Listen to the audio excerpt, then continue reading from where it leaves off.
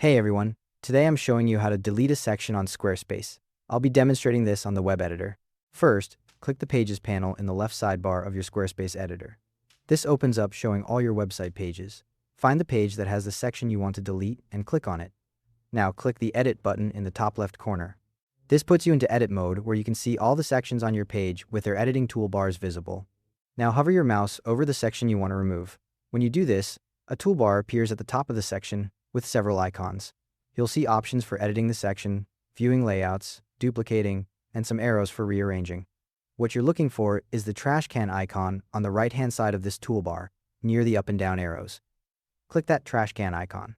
Depending on your setup, you might see a confirmation prompt, or the section might disappear straight away. Either way, the section is now marked for deletion. Before this becomes permanent, you need to save your changes. Look for the Save button. You'll typically find it in the top left or top right corner of the page editor. Click it to save. Once you've saved, the section is permanently removed from your page. A few things to keep in mind here. Once you save, you can't get that section back. If you realize you've deleted the wrong section and you haven't saved yet, use the undo arrow to reverse your recent changes one at a time.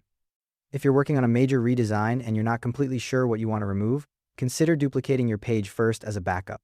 One more thing, if you're trying to delete a blog or store section and you don't see a trash can icon, that's because collection sections can't be deleted this way. You'd need to delete the entire collection page instead. That's how you delete a section on Squarespace. Thanks for watching.